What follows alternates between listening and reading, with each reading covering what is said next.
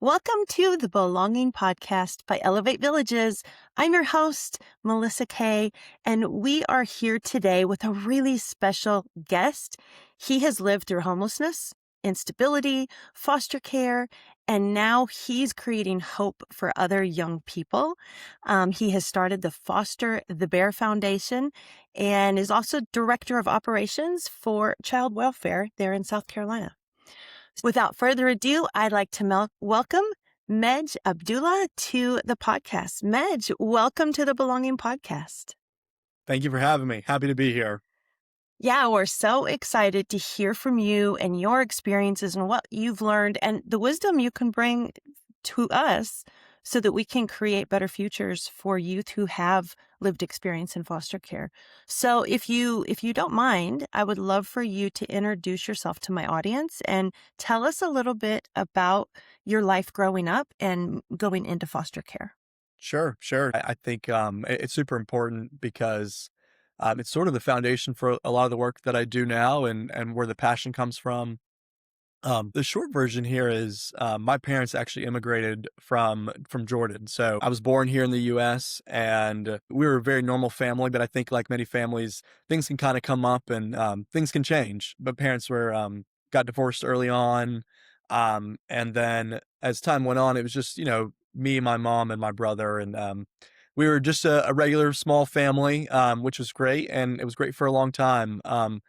But in my case, my mom ended up developing some serious mental illness issues, which eventually led to, like you mentioned, some homelessness, instability, a lot of, I think, a tough environment at home. And the stress kind of just outweighed um, a lot of things for her and for me personally, which eventually led to just there being enough instability, enough neglect, and enough reasons to be like, hey, I could personally see that this is not gonna work, and at this point, I'm about 16, and I realize things aren't gonna get better, and something has to happen, and the US is so interesting in the way mental health issues are handled. The only way you can actually find or get help for someone, regardless if they're your parent or not, is to, essentially they have to do something violent, it seems, or that something really poor has to happen where the police get involved.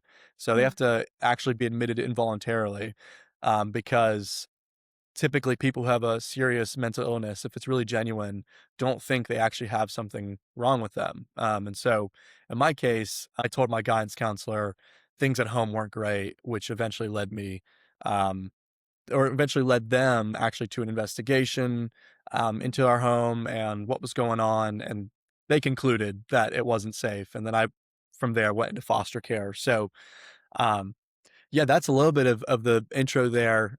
Without going all over the place, I can give you a lot of detail, but that's kind of how it happened. Yeah, it sounds like now you've gone through a lot with your home life, Hmm. and then you had to make this pretty dramatic or difficult, let's say very difficult decision Hmm. to tell everybody what's happening and get the law involved with your Right. mom's life and your family life. And so what do you remember most at that age, at 16, going into foster care, like that day you went in? Yeah, thanks for the question. We, I tell people, I told my guidance counselor on a Monday and didn't really know what was gonna happen. I went to school the next 4 days, and then it was a Friday, and then before I left school, a caseworker met me, and said, "Hey, you're actually not going home today. So, you're going Wow. we've got a place for you to go," and I moved into a group home. So, um, I think I was scared, obviously. There's some real obvious ones. You feel a little lonely, you're a little scared, you're unsure what's gonna happen. I mean, you really don't know, like, "Okay, what happens now? Like, am I going to school on Monday?" Um, and I think, like, more than anything, what I was desiring before that, like, even before I was going into foster care was, like, just for normalcy, and I just Mhm. wanted things to be different, and now I'm moving to a group home, and I think that the first, like, kinda steps you take into the home for me were definitely super intimidating. I don't really have anything for one. I mean, I have my backpack, Oh. and And you didn't know. You go to school one day, and by the end of the day, all of a sudden, you're not going home. I knew something was gonna happen. I was really hopeful that honestly, I was really hopeful in my case that something would Okay. happen.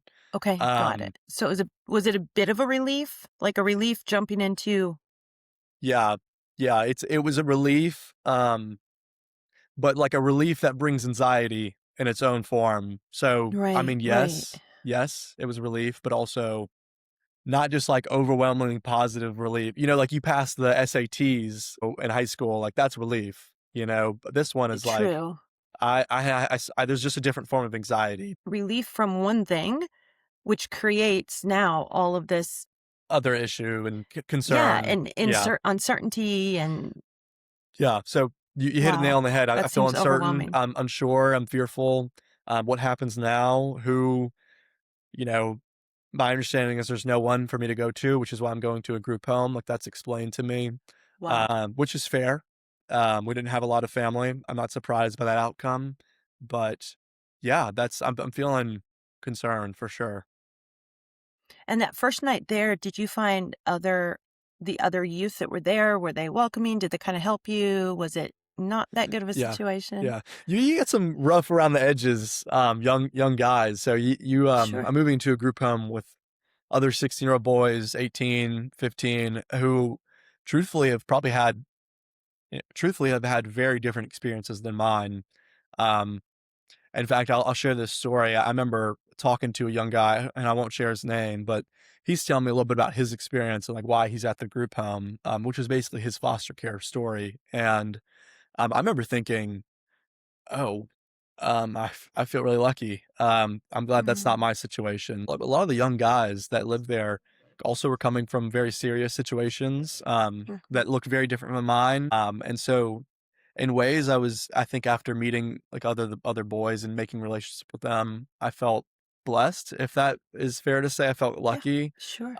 But also, um, when I say rough around their edges, so a lot of guys, like tough skin, had tough lives, and that Sure. shows. So we're all a little angry. Everybody's a little angry, Mm, especially with young men. That's evident, but you also have a lot of guys who are pretty nice.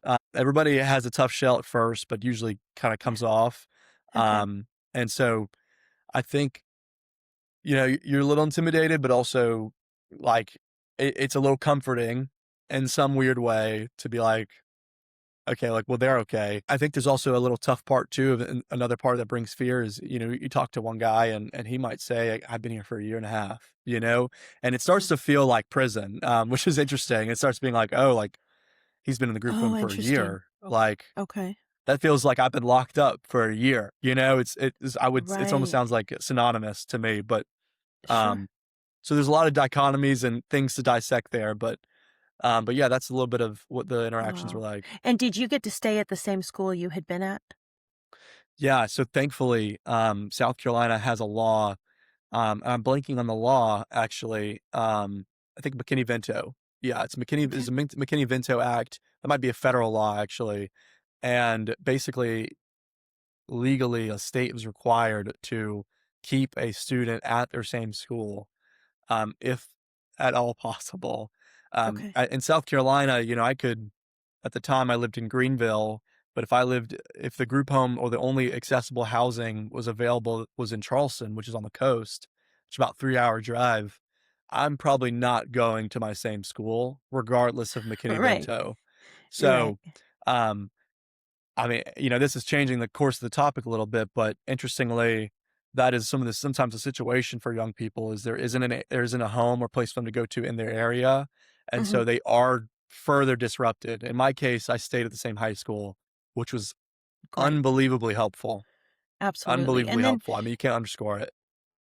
absolutely. Yeah, I'm really glad that that worked out Yeah, in your journey. Now, yeah. at what point during your that first year at the group home did you begin I think you found running, like, Mhm, running mhm. outside started being sort of therapy for you, am I right on that? Yeah, that's right. Yeah, you did your research. So, yeah, one of the first things my director calls me upstairs and says, what's one thing we can do for you? After an assortment of questions, we finish with what's one thing we can do for you, and Love that. which is great, right? That was a good question for him to ask, Mhm. and I said, "I actually need 2 things." One, I said, "I need a haircut," because I hadn't gotten a haircut in a very long time, so I had very Sure. shaggy hair despite what things look like now, and then the second one was, and this was actually a bit of a lie, I told him, I said, "I run." I said, "I like to go on runs. Is that something I can do while I'm here?" And he hesitated because typically young guys in group homes might run away. Sure. And that was kind of what he explained to me. It was like, really cautious to let you go on a run because what that could imply you might be doing. So that's like the antidote of like, okay, this sounds more closer to prison now, doesn't it? And it's like, okay, I You're can't just go on a right. run, right? Yeah. Um, and so, but Now, he made an were you a exception. runner before, or was that your I little fib? I tried to, but that was my fib. I really was not a runner. I did not run. I felt for some reason inclined to be. Um, I truly felt like I hate to use the word escaping, but leaving the situation I was coming from. I was so very limited and had. I felt like I had very little potential, a lot of internal damage and emotional trauma, and I was like, I felt as though I wasn't using my life well, Yeah. that I was somehow like wasting away if that was possible. Mm. And I felt inclined to be like, I have to do something more, and something challenge myself. And like that piece of normalcy, right? Like I knew people who did run, who played sports. And so I Okay. was like, well, why can't I do that? And so I think whether I realized it or not subconsciously, I decided I'm a runner when I talked to him. And that was my lie. It was a lie or fib. I said, Mm. I'm a runner. I'm not a runner. I did not You were run. just time traveling a little bit. I You was time were traveling. So identifying as a runner. I was identified as I'm so curious about what inside of you, like something subconsciously maybe knew Mhm. that that was going to be one of the gifts that could start the healing process. Yeah. Like I'm just fascinated that you at that age in that situation knew to ask for that. And Yeah, I'm I glad that agree. I mean, I'm gonna say I'm glad you fibbed and I'm sure he is too. Yeah, Like yeah. you found the piece that without knowing why, you knew it was gonna be a part of your journey, an Mhm. important part, and you asked for it. So how did it work out? How Yeah, did you and get this is to actually this run? yeah. We This didn't is really cool. I don't typically get here, in this part of the story, but one of the rules that they set for, they actually let me do it. I'll give it to them. They said, "We'll let you run. However, you can only run around the group home." So, it's a big group home, not so, um, but not that big of a property. Let me be clear. I mean, we're talking maybe it's a 3,000 square foot. It's more long, so maybe we're talking 3,000 square foot, count upstairs. So it's not big. Okay, I'm running around a building, not a property. Here's the rules. So this is part of the story. I have to catch a bus in the morning. That bus comes to pick me up at 6 a.m., 6:30 a.m. Whoa. Because of McKinney-Vento, the bus is legally, they have to come get me. I have to have the opportunity for at least a year. So they come to pick me up, but I have to go through the elementary, the middle school, and then the high school. So I ride through 3 routes, right? Oh So there's my always a goodness. catch to these nice Wait, rules, you weren't right? just on the normal bus that all the kids in your school were on? You were on I like a foster kid bus? No, it wasn't a foster kid bus. I just was the first kid to be picked up to start the day. Just happened that way. Okay, And got so it. they would pick up the elementary kids, drop them off at their school. They'd Wow. pick up the middle school kids, drop them off at their middle school, pick up the high school, which is then my school. So Hour I and a would have to half wake up, later. yeah, so I would have to wake up very Oh, no. early, which meant, and for some reason, I'm probably an idiot. Why would I do this? But I decided that I should run in the morning because that Makes seems like the right sense. way to do it. And so Yeah. I would wake up at 5 a.m. because of this new lie that I've created, and a staff member would come outside and watch me as I ran around the No. 3,000 square foot building. Oh, Um, my word. and that is the story of starting to run. And I don't have any cellular reception, right? You can't listen to music. I don't have headphones. It was a very like raw runner, and That's a good thing. it's a good thing, but there's a catch. I would, go to a YouTube video on my phone and, like, an hour-long version of, like, Imagine Dragons because I was a big fan at the time, and I would play the entire video so I could get, like, it loaded and then Okay. rewind, Yep. and I Yep. would play the repeat hour-long YouTube video as I ran around the building. So wait, I Eventually have to know. yeah. So sorry, this question is just won't let me go. Having not actually been a runner, posing as a runner, now you're out there. That first day when you get up at 5 in the morning and you start running, like, were you like, yes, I did it? Or how did it? Where was your mind that first day you were running? I wish I could really, like, picture it, I wish I had wrote it down. I think, I was more upset at my situation, and it was very much like, "I have to do this," not really sure why I'm doing it, but it felt very like I wanted to be more than what I was, and this felt like a Mm, path to it. something you could do. I It love just that. felt like something I could do, and Mhm, so I don't know if I was happy and free or if I was angry or just like confused and just like following mm, emotion, or mm, maybe perhaps I was distracting myself, which is probably what it really was. It was a big distraction. yeah. But it was a great, probably the best distraction, and it led to a good version of life for me today. So I'm happy with it, honestly. I Yeah. just, that's such a,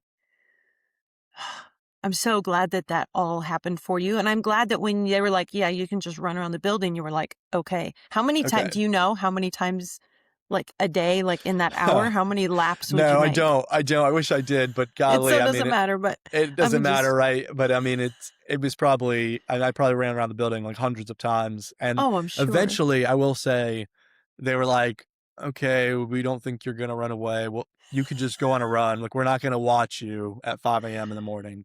And then I was Somebody like, got "Okay, tired of getting out there and watching you at 5.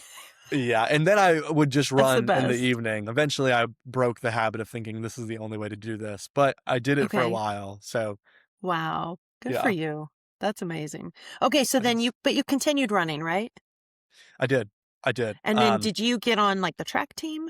Yeah, yeah, exactly. So Okay. I Tell joined the us about track that. team. I talked to the coach, Coach Glenn McAtee, and I just asked him. I said, "Hey, like, I want to join the track team. I've been running a little bit, like," and he asked me how long can I run straight, and I was like, 20 minutes maybe, and he said, "Well, if you can go on a run that's longer than 45 minutes, you can run for 45 minutes, you can join."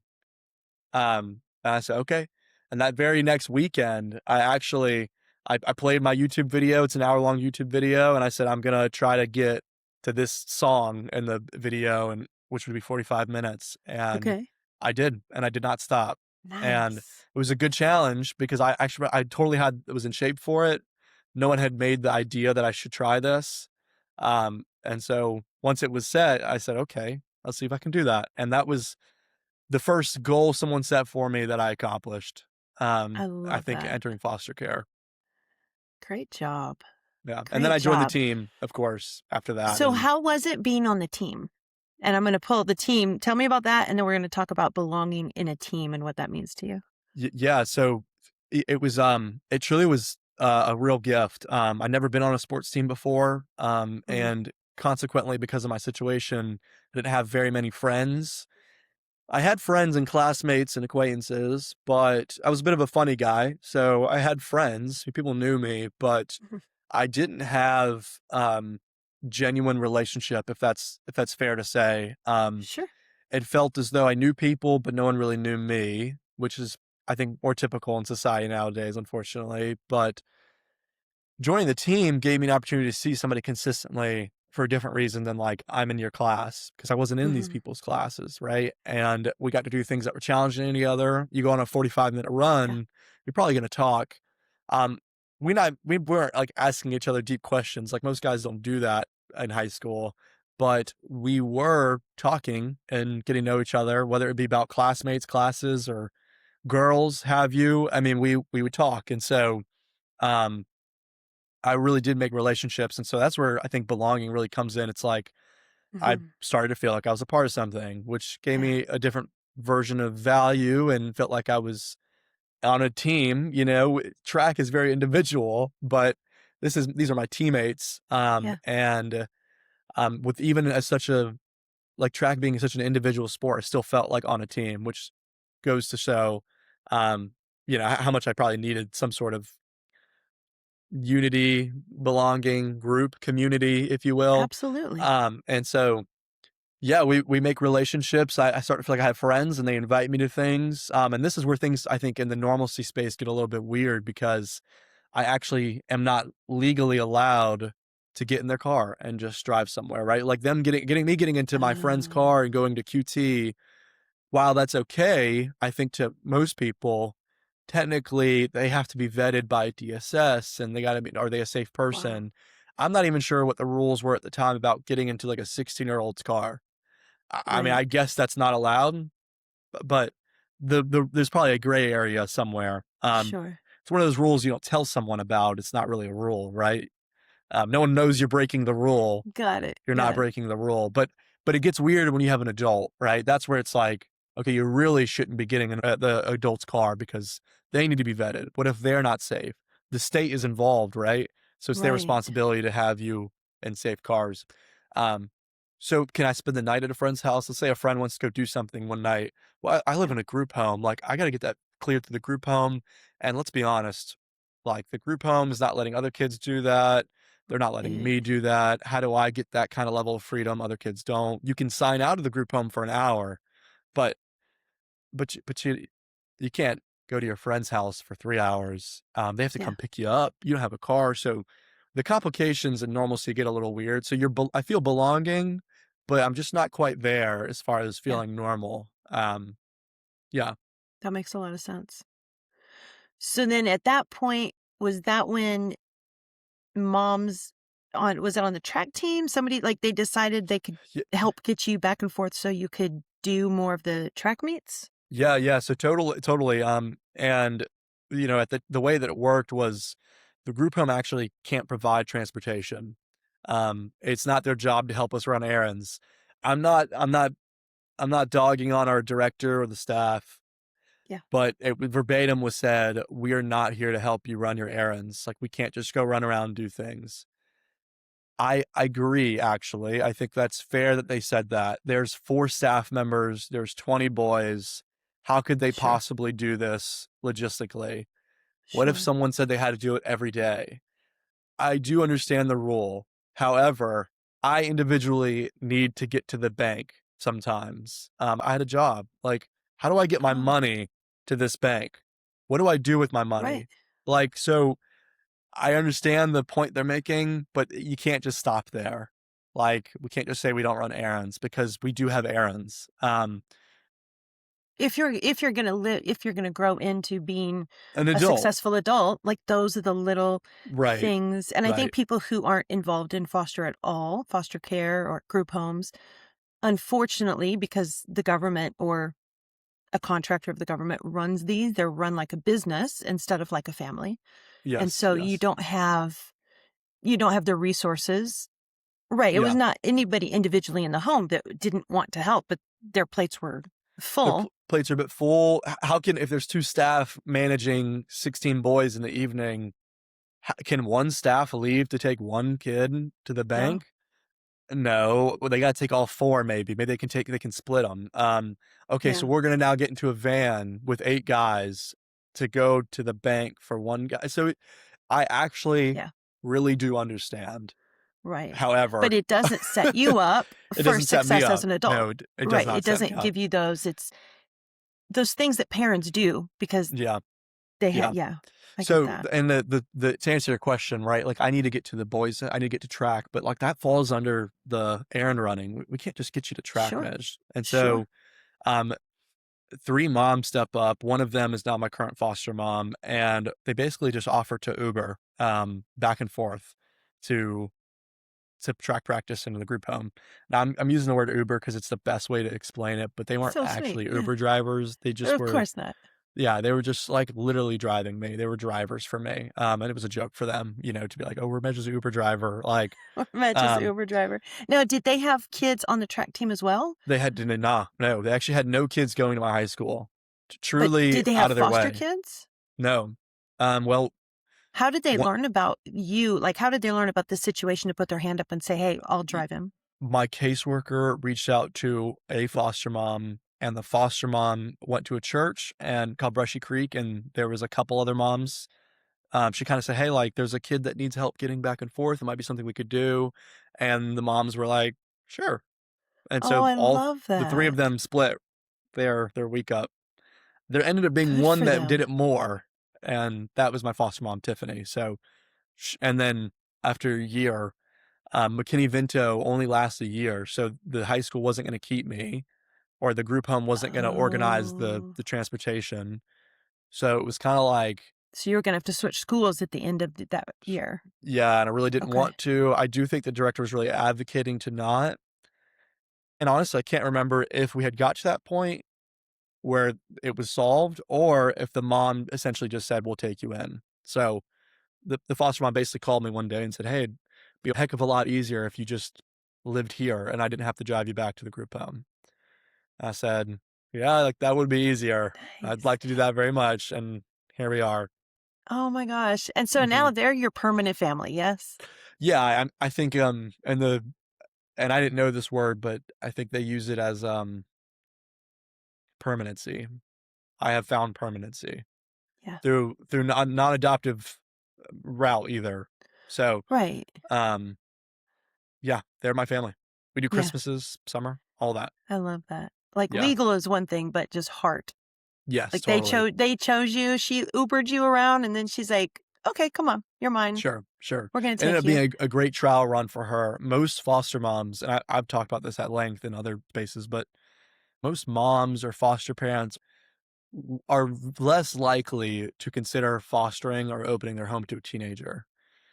And Absolutely. so we have to be creative in a way to say, how do we introduce these potential foster parents to teens to Yeah, trial run, if you will? yeah. Um, and I worked as a foster parent recruiter. I know for a fact most families are not interested in fostering teens. Mhm. And so there has to be some creative outlet to be like, how do we actually expose people to teens? That isn't just like saying, will you take a teenager over the phone as a recruiter? So that was Right. a unique way to expose them and their family. And then they realize, oh, this is something we could do for this specific youth. I don't know if they would do it in general, but for me, it worked. It was our case and it worked. Uh, so she's your Uber mom, she's taking you back and forth, you're developing a relationship with her. When she called you and said, "Hey, it's just gonna be easier for you to live with us."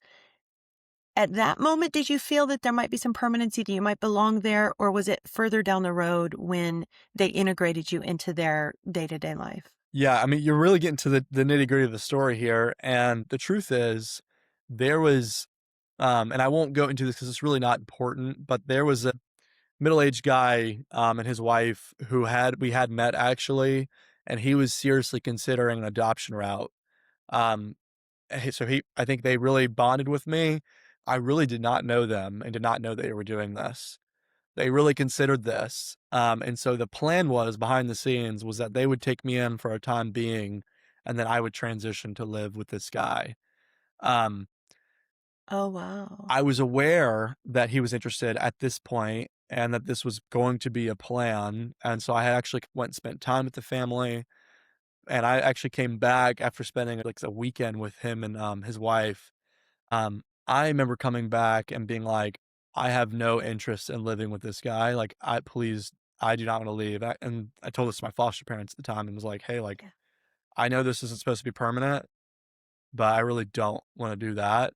And that was a bit of a problem because, well, that's not what they were doing, like, so it's like, "Oh, so what do we do then?" And, They're like, "No, wait, wait, um wait, wait. Our plans are completely different than that." right, and Yeah. so, we slowly just kind of hit the point where they're like, "Okay, look, you can live with us, but if you're gonna live with us, then here's are the rules. We've been really lax on X, Y, and Z, but we have family rules, and we'd like for you to do this with us and become part of this." I mean, they went to a local church. They said, "We'd love for you to come to church with us. Is that something you're okay with?" So I was like, Yeah. "Yes, like, of course." And so that was sort of the transition, and it wasn't going to be permanent, but it just worked really well, and then I left for college, and then it was like I come back for Christmases, and it was just sort of assumed that I was Yeah. doing that. I mean, there was never a question like, "So, do I come back?" You know, it was we'll see you for Christmas. And I lived there for 2 years, and then they taught me how to drive, and taught me Nice. about investing. What do you do with your money, and, yeah, I mean, they just were for better or worse, they became my parents, and Hmm. it was great. So I'm curious in all of my like delving and having these conversations, the reason I have this podcast is to understand belonging. And so at some point during that year and a half before you went to college, or maybe when you were in college and you decided to come back for Christmas, like at some point you belonged. You're like, Mhm, oh, this mhm. is where like, I think belonging can shift. I don't think it's always permanent, but I think in this case, you're like, ah, these are my people. Like, this is my Yeah, family. yeah. And I'm curious if there was something that happened or if it was a series of small acts of them showing up for you. Mhm, Do you have mhm. any like, does that bring Yeah. up anything for you? Yeah, and look, this family wasn't perfect, and I wanna, communicate this to everybody. By no means a perfect family. In fact, Sure. there was one thing that I really wanted them to do that they never did, which was come to my track meet, come support me at races. Yeah. They had no interest in watching track or watching Okay. someone it was really they were like, "Oh, we do not wanna do that." Interesting. So, they Yeah. came to, like, one meet one time. I think that would have really solidified, like, "Oh, these guys really care."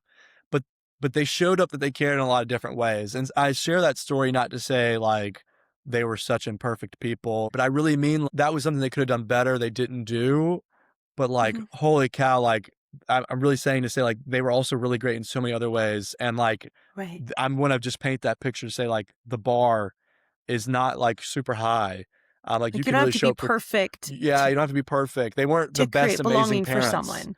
You Yes, just they have were to not the show up best in amazing some parents, they're just ways. showing up perfectly. So, Yeah. Wow, and that's I think the beautiful. one moment that, like, really solidified it and you just brought it to my head was I was really private about them being my parents, right? Because, um, we look different. My name is Arabic, like, they're Caucasian, they're white Americans. So, like, it's kind of the writing's on the wall. If you meet these people, you're gonna know that I'm, like, in foster care, and I didn't want anybody to know that, and so, was really private about it, which I think internally was creating, like, distance for myself. Was like, I really yes, they're my foster parents, I feel belonging, but also there's a line here, like, these aren't my parents. Right. Um, and, they had the idea of doing a high school graduation party, and I said, "Okay, sure," and Nice. we threw a graduation party, and this is the first time that I actually brought friends over to, my house, and they met my parents, and none of them really thought much of it. They actually thought we're my biological parents. And one of my friends, said to my foster dad was like, "Thank you, Mr. Abdallah," and he laughed because he's like, "You're welcome," but he didn't say anything to him, obviously. But I think that was one of the moments was like, "Okay, wait, like this is fine. These are my parents. Like people don't know, they don't notice." And they hosted this event for people, met them. I felt like Wow. worlds collided in some way, and I was just like, "Okay, like, this is my family." And then it was Christmas, and I'm coming back. I think getting Christmas gifts, as simple as that sounds, really didn't have much to ask for, so it was very much like, I'm grateful. I think just things like that. So I guess that was a moment, but it Mm. really was also gradual. I mean, there might be big moments, but very gradual. I mean, Mhm. taking me to go drive and teaching me how to drive and taking responsibility to help me do that was very helpful. Yeah, I think all of that. I love that you brought up that they didn't have to do everything right. Like, their hearts were in the right place, that they showed up in the Mhm, ways that they could, and they were consistent in that, mhm. and they kept their door open. They didn't like, "Oh, okay, you're in college now, bye." They obviously love you very Right, deeply, right. and, they went way out of their way early on when they didn't know you. Driving somebody to and fro 2, 3 days a week, like, that's a commitment, It's a and I commitment. think it's Yeah, so beautiful that that turned into what will be a lifelong relational love affair. Like, it's yeah, just so, I hope that your parents just know how much the ripples they've put out in the world of so much good coming from that, and just yeah, the oh, love yeah, that they gave, just being there for someone that you don't have to be there for. Like, yeah, I believe that as humans, we all belong together. We all are each other's. And so we miss so many opportunities of showing up for each other.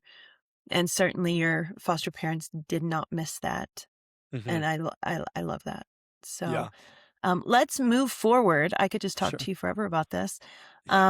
So later on, you started a foundation Mhm. called Foster the Bear. That's right. And Yep. so the bear's name is Foster, right? That's He's right. Yes, Foster ma'am. the Yep. Bear. Yep. I love it. Tell us about Foster the Bear. Tell us about why a bear and what does the bear do and how are you helping youth in foster Yeah. care? Tell us all about it. Sure, sure. So, thanks for asking. I'll give you the story version, which is I went to Clemson University, for college and really got invested in learning about entrepreneurship. I didn't actually know what the word meant, so I couldn't tell you how to spell entrepreneurship, or I what still don't entrepreneur think I can tell you, so it's okay. I don't know if I can either. But Thank goodness for spell check. yes, and so I just got into this program and thought about, like, doing something, and what can I do? And I wanted to create something I was passionate for. There was a big talk about solving a need. So if you're gonna create a business, you have to solve a need. Um, and it actually started as, stuffed animals for environmental purposes, Okay. which slowly changed and was like, I actually like that. I care a lot about the environment, but I'm not like this. What does it have to do with me? And it actually has a lot to do with me, I will say. But it ended up changing into like, well, I'm actually really passionate about foster care, and it turns out there's a huge need. Little did I know, like there are actually 300,000 kids that are in the foster care system. Oh, like some of these statistics are pretty brutal. Who would have Yeah, thought? And absolutely. I remember talking to peers and college students being like, "Do you know about this?" It's like, "No, like I'm not even sure what foster care really is."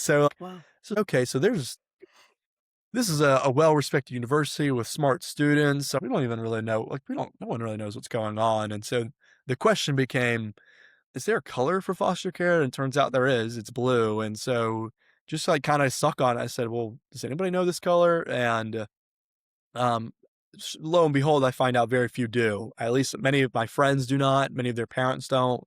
A lot of people Right. who even work in the industry, I find, maybe don't even know that there's a color associated. And so that's where that dichotomy of like people know about breast cancer. The color for breast cancer is pink. It's The pink, color for right? foster care, Absolutely. there are over 300,000 young people who are involved in foster care every year. So it's like, how do we what's happening? Like, it's a mutant, so I got a little confused and was like, we should do something about this. Like, how can we educate people and give them a way to get involved? And so Foster the Bear at the time started as stuffed animals. Mhm. Let's give a really cute way to do something that will maybe grab your attention.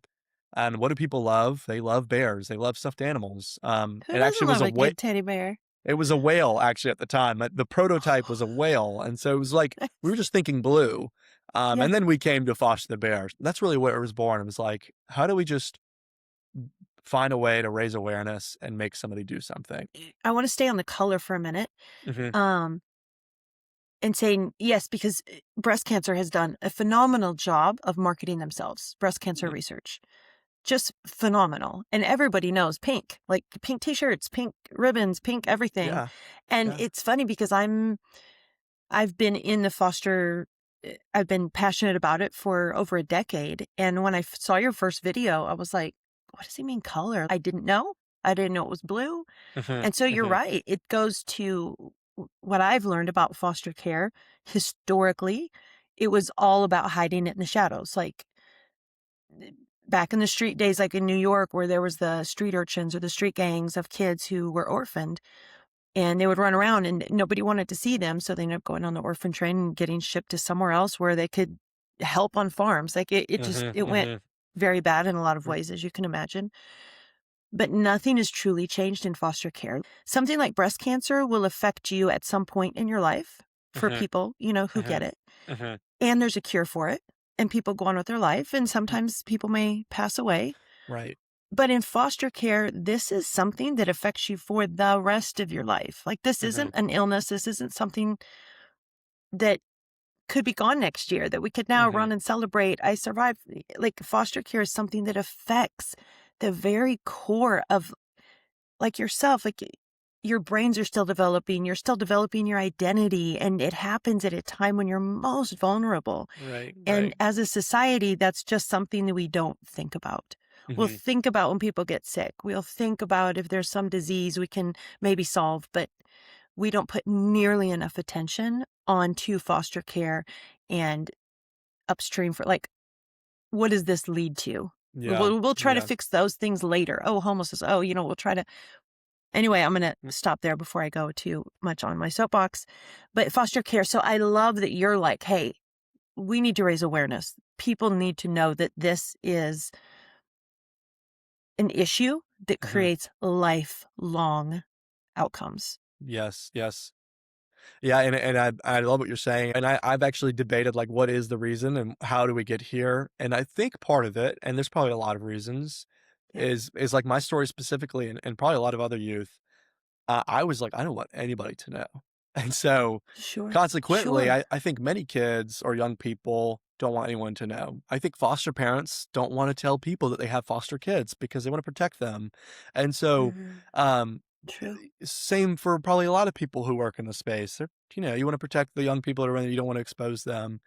Yeah. And breast cancer, alternatively, is a little bit different because you might reach out to your family, let your friends know, "This has happened to me." And in foster care, like, a young person probably doesn't do that. Probably.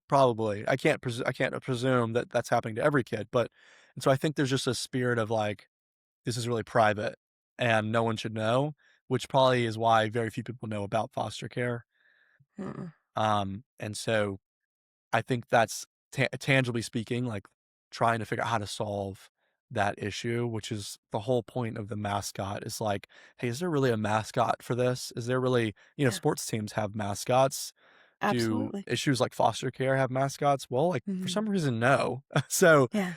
that's the idea is truly like, well, how do we just make a mascot that raises awareness, gets you to pay attention? Maybe it's funny, maybe it's silly, maybe it's, just cute. And so that's really It the gives that idea. sense. I mean, I think that, and probably why foster kids don't say they are, it's that just profound loss of belonging. Mhm, You mhm, grow up, everybody has parents or a parent or grandparents or family. Like family is around everybody somehow. And mhm. then when you don't have that, like, that's profound, and that Yeah. while it isn't the children's fault at all by any like, on any standard, they're the ones that pay the Mhm, price, and they're the mhm. ones that have that profound loss of belonging, and so I don't know that anyone would go around and go, "Gosh, I don't belong anywhere." Like, Yeah, it's no, we embarrassing. Yeah, embarrassing, absolutely. I mean, it shouldn't be, but yes, yeah, I it think shouldn't be, it shouldn't human-wise, be. it is. And so I love that you're bringing awareness. Now, is Foster the bear a symbol or a mascot? And do bears get given out, or is it really just a symbol to raise money? And what do you raise money for? Sure, thanks. And so and that's a little bit of going through that story is like we said, "Hey, let's create a bear and we'll raise awareness and educate people this way." Um, and alternatively, kinda came to the conclusion that was like, well, stuffed animals are great, but stuffed animals don't solve problems in foster care, right? Like, this Sure. isn't gonna actually, help a child, pursue education by is what we decided, right? It's like, how do we actually help kids truly? The program was you can buy a bear for yourself. You can also donate one to a child. So that was a way to help kids who maybe are coming into care. Um, Stuffed animals are known to help with anxiety. So weighted bear, so things like that really help. Oh, it's And a so we weighted bear. Yes, that's right. Nice. So we Nice. were justified in that way, like, this is how we're helping, but just started to realize there's actually more we can do with this money and where should it go? And, really, for me personally, I thought education was a great way for me to learn, kind of escape the box, uh, be educated, go get a maybe a good paying job when I get out of school, escape the cycle, if you will, of, Sure. the generational curse that people find themselves in, right, when you come from poverty, Absolutely. and so for us, it was like people are really incentivized to help young people, young kids. Let's use that emotional attachment and support for young children to help older kids. So you can help a little one by donating a bear, which gives us proceeds to help older kids who maybe are trying to pursue education.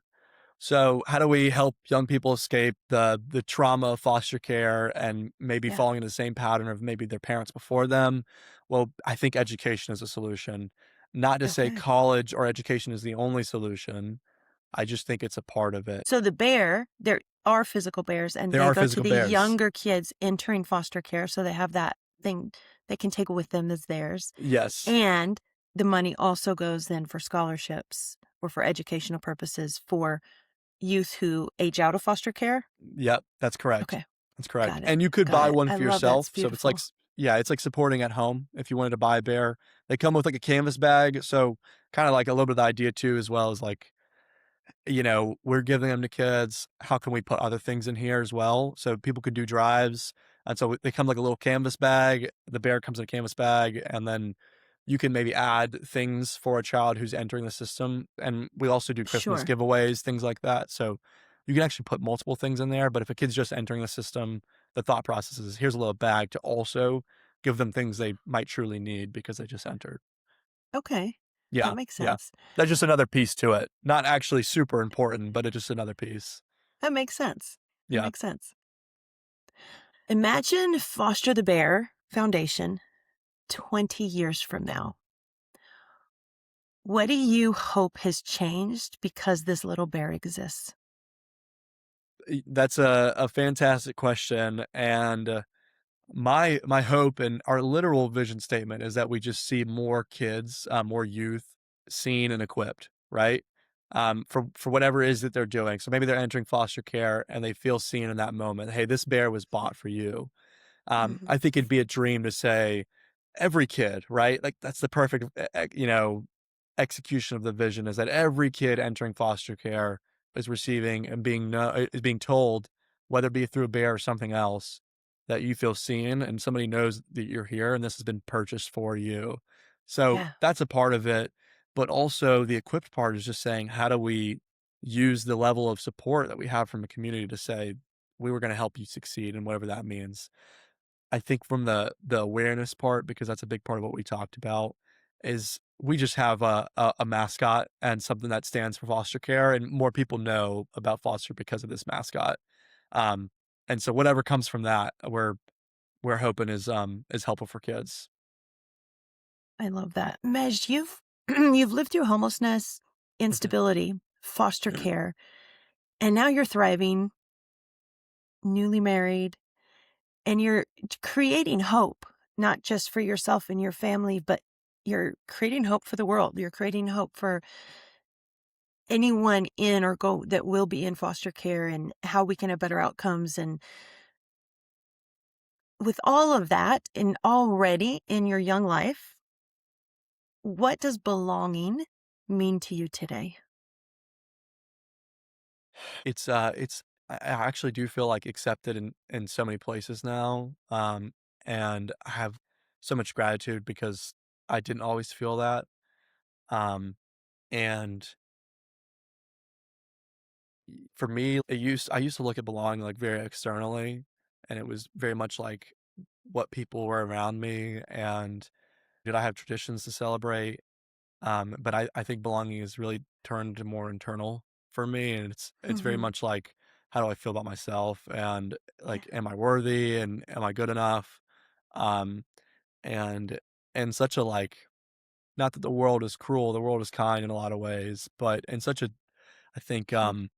difficult world, we shouldn't always rely on ourselves, but also the world is really good about being negative. And with social media and, of course, all of the things, it can be really easy to think that you're not worthy.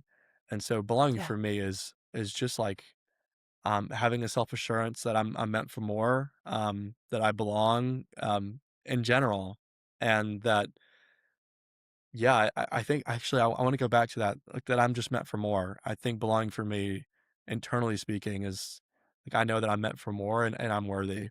And it doesn't really matter actually now, like if there's a specific group that I belong to or not. This idea that I am meant for more and I do belong already. I'm already perfectly picked and perfectly Hmm. made, and I don't actually need an external validation. So that's what I think belonging is for me. If someone listening or watching the podcast wants to become a builder of belonging in their own community, what's a simple thing they could do this week? Hmm. I talk about doing simple things.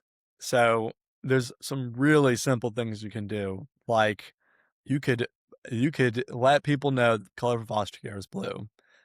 You could go down to the local there might be a group home that's probably close to you in your state and your city. You could go there and see if you could help in some way. You could truly, if you want to promote belonging, I think you should develop a relationship with a young person, whether they're in foster care or not. I think that is really important that we invest in the people that are around us and especially the younger ones. So, you want to promote belonging, go make a relationship with a young person. Beautiful. I love it. We're so grateful that you were here today. Thank you for this really amazing conversation and good luck with Foster the Bear as well. We're going to put all of the resources to Medj below so you can get a hold of him. You can support Foster the Bear Foundation and learn more about belonging, learn more about being a foster parent if you're interested, learn about, maybe just driving someone to and from track practice. The little things can make a huge difference in this world. So thank you to my audience for being here with us and to our patron, D. Laughlin. Thank you so much for your support of these conversations. Until next time, this has been the Belonging Podcast by Elevate Villages. Let's go build belonging together.